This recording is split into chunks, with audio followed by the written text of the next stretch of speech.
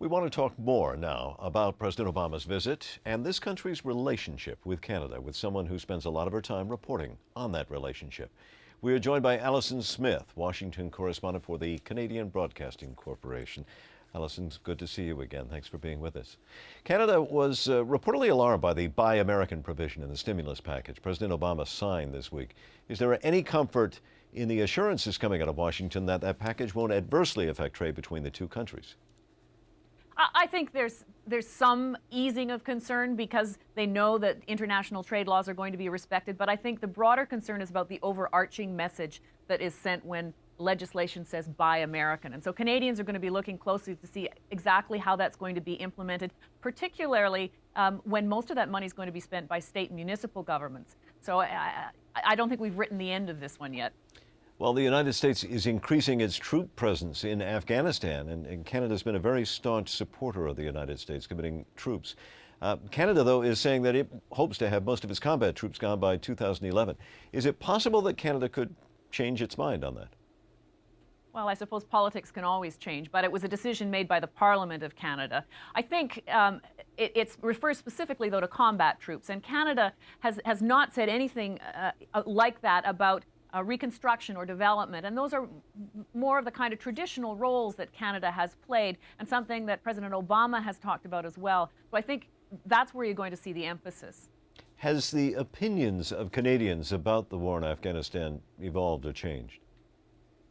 You know, the war in Afghanistan and the presence of Canadian soldiers there has been very divisive for Canadians. It's been very difficult, as it is in the United States, to watch their soldiers come home.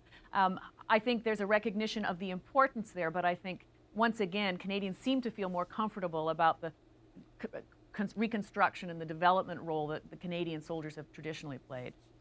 And moving on to the environment, President Obama has expressed concerns about the environmental impact of extracting some energy sources in Canada. Is this an issue that's under discussion as well today?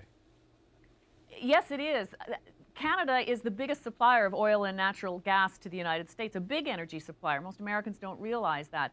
One key area is in the oil sands in Alberta, and extracting that oil creates a huge carbon footprint, to use the language of the day. So there are concerns about that and developing new technologies, just as President Obama wants to develop clean coal technology. So I think there'll be a recognition that the two countries can perhaps work toward those new environmental technologies in a concerted way. Canada has a conservative government, so how do we explain why President Obama seems to be so very popular with the Canadians? You know, his favorability rating among Canadians is even higher than it is among Americans.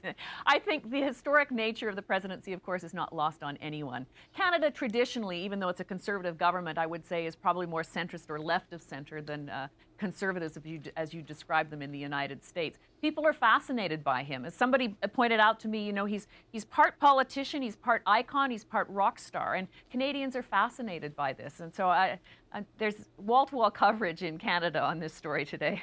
Alison Smith, thanks very much. Thank you.